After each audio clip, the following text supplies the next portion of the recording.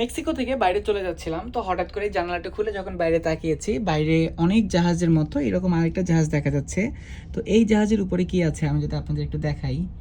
এই যে দেখেন, একটা জাহাজের উপরে এই যে গাড়িগুলো মনে হচ্ছে যে গ্যারেজের মতো, এগুলো কিন্তু গ্যারেজ না, সবগুলো হচ্ছে ব্র্যান্ড নিউ কার।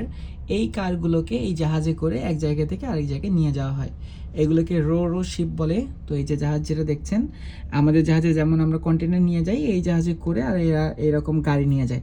তো এই জাহাজে কত গাড়ি থাকে শুধু একটা দেখেন, এই যে উপরে যে পার্টটা আছে, এই পার্টটার সাথে জাহাজের কম্পেয়ার করলে তো গাড়িগুলোকে কিছুই মনে হয় না, জাহাজকে পুরো দানব আকৃতির মনে হয়। তাহলে যদি একটা ফ্লোরে এরকম হয়, তাহলে এটার কতগুলো ফ্লোর আছে, কতগুলো ফ্লোর থাকতে পারে, এটা চিন্তা করে দেখেন। আর আপনি যতটুকু দেখছেন, এতটুকু হচ্ছে পানির উপরের অংশ, যতটুকু পানির উপরে দেখছেন ঠিক তার থেকে বেশি অথবা এতটুকু সমপরিমাণ জিনিস জাহাজের নিচেও থাকে। তো এই গাড়িগুলো শুধু পানির উপরে না, পানির নিচেও থাকে।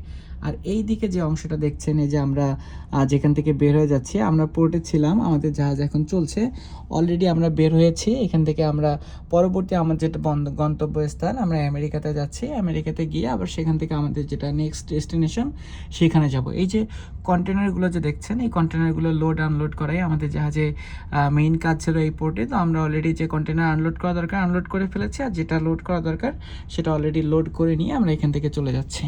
তো সবাই অনেক ভালো থাকবেন, ধন্যবাদ, আসসালামু আলাইকুম।